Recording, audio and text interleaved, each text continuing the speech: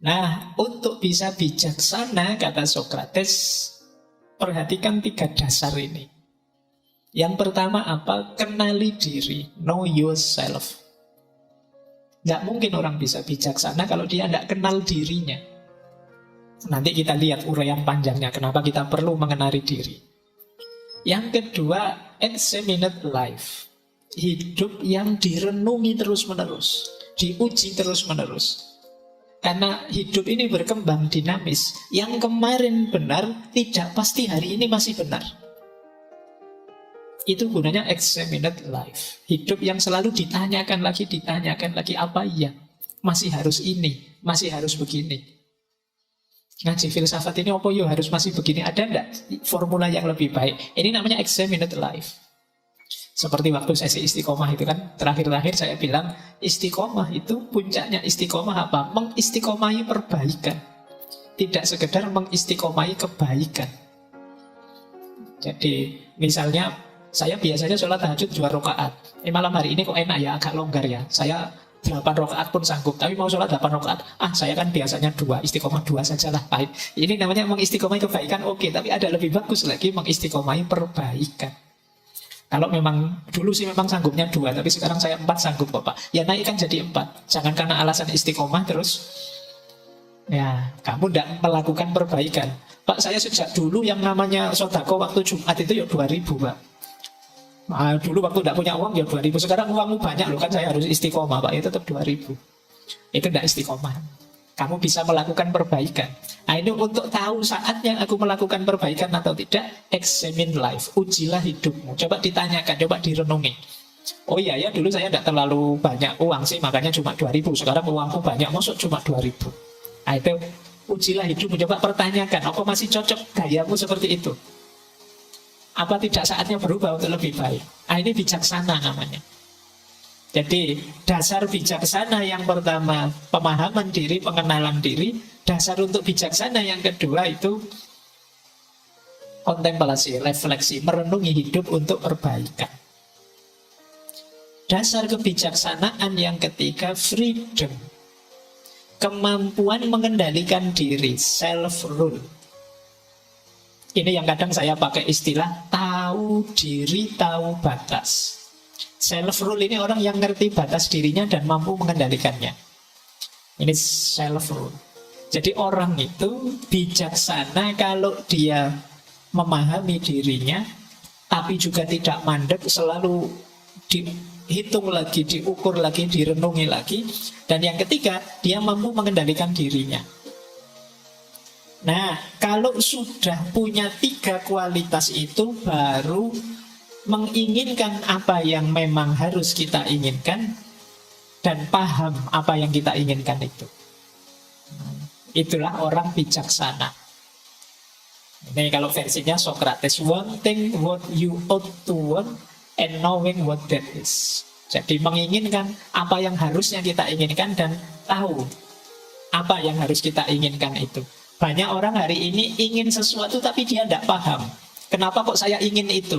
Kenapa kok aku butuh ini, perlu itu?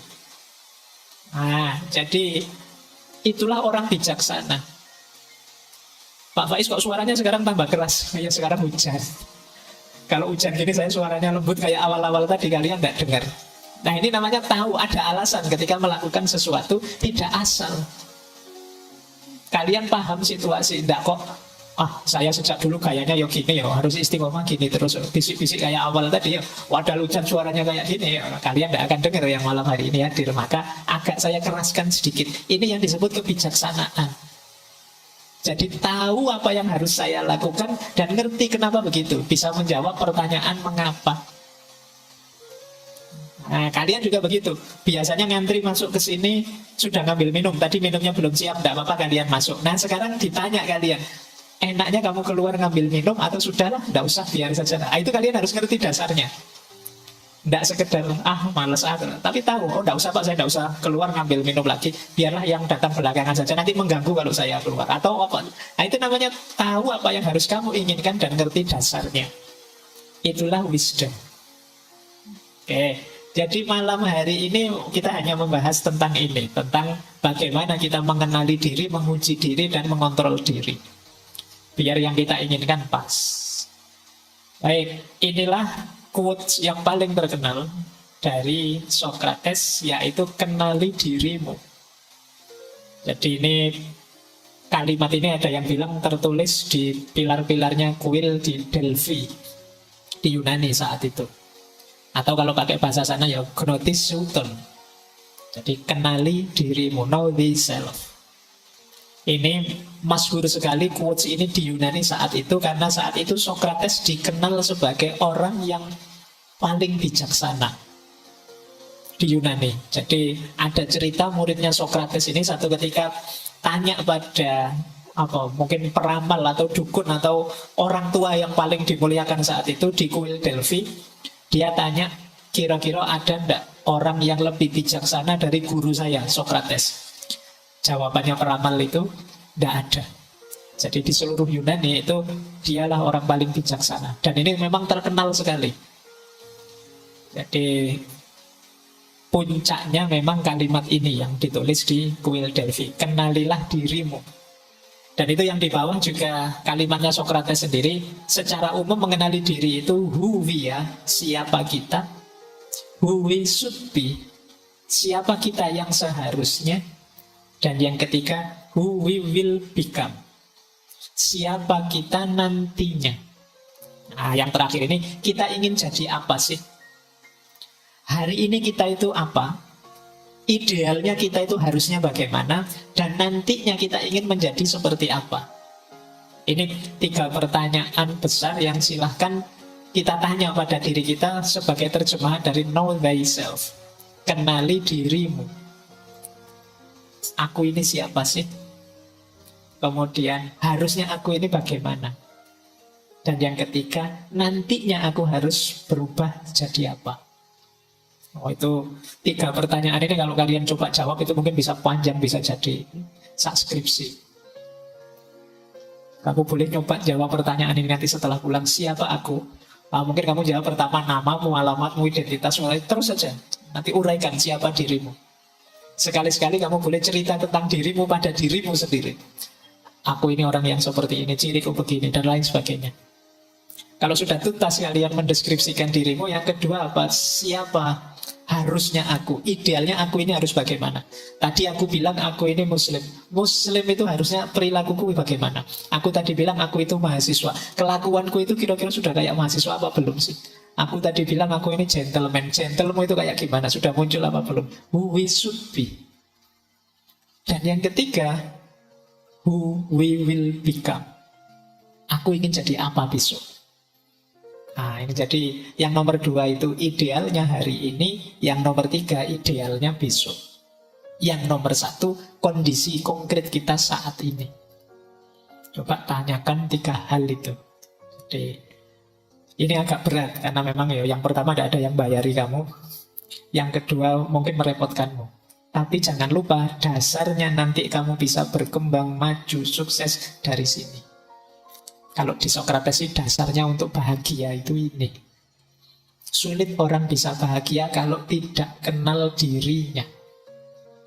Senang mungkin bisa, makan enak kok senang ya.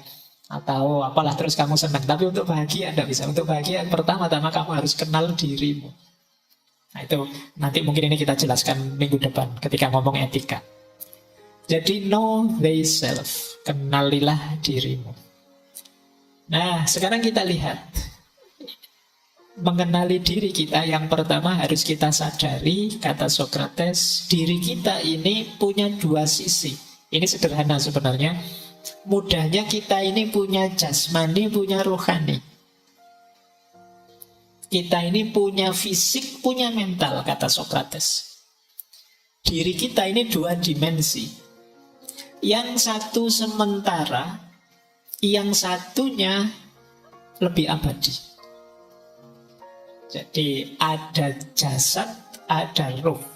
Ada jasmani, ada rohani, ada badan, ada jiwa. Ada 2 sisi. Yang lebih penting tentu saja jiwa, kata Socrates. Kenapa? Karena jiwa itu jadi kuncinya kebahagiaan. Jiwa kita akan sehat, kata Sokrates, kalau kita mencari kebaikan, keadilan, kebenaran, pengetahuan. Tetapi jiwa akan lemah, sakit-sakitan, dan bodoh, kata Sokrates, kalau yang dikejar adalah kekayaan, ketenaran, kekuasaan. Jadi ini nanti kita pertajam waktu membahas etika besok. Tapi ini langkah awal kita untuk sadar. Jadi mengenali diri itu berarti memang kuncinya ada pengenalan soul, pengenalan jiwa kita. Jadi mengenali, kalau di Sokrates itu jiwa itu daya emosional dan daya berpikir. Dua itu. Nah itu kalau yang kita kejar hanya yang materi-materi, kesenangan-kesenangan sementara, yo jiwa kita akan lemah. Untuk sehat, jiwa itu harus diberi asupan kebaikan, kebenaran, keadilan, pengetahuan. Jiwa kita akan sehat. Saya tidak tahu jiwa kita selama ini teman-teman ngasih asupannya apa.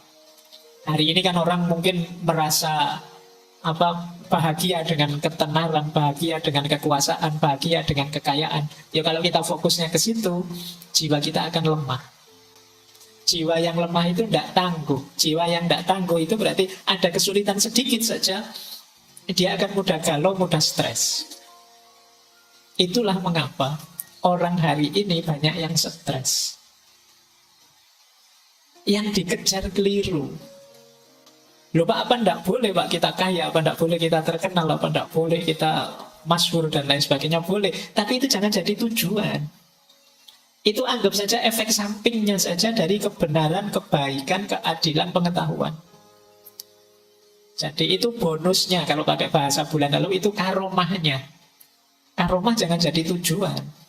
Tujuannya tetap keadilan, kebaikan, kebenaran, pengetahuan.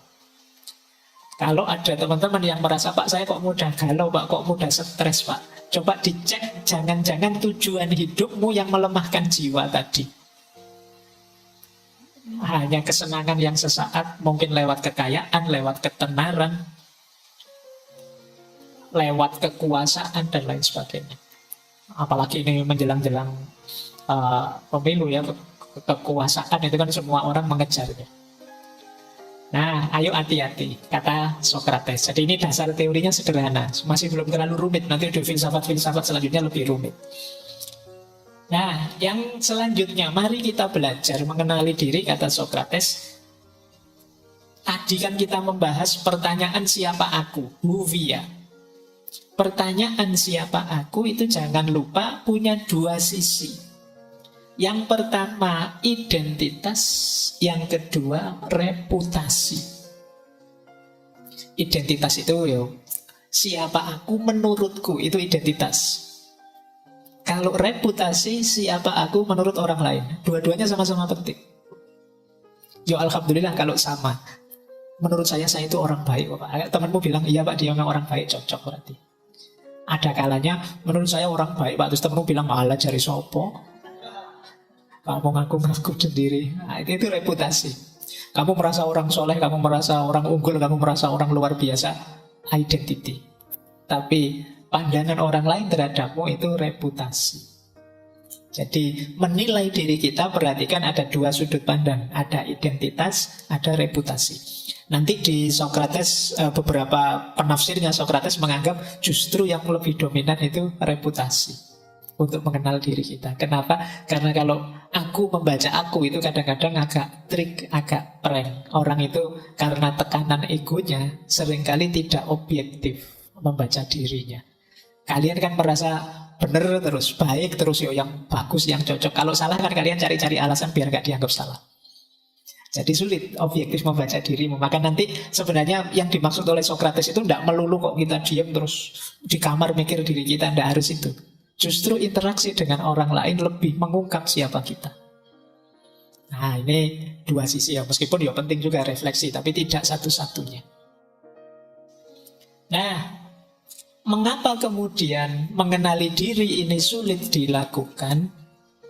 Nah ini coba kalian cermati ya, biar lebih mudah mengenali diri. Kesulitannya biasanya yang pertama dorongan bawah sadar.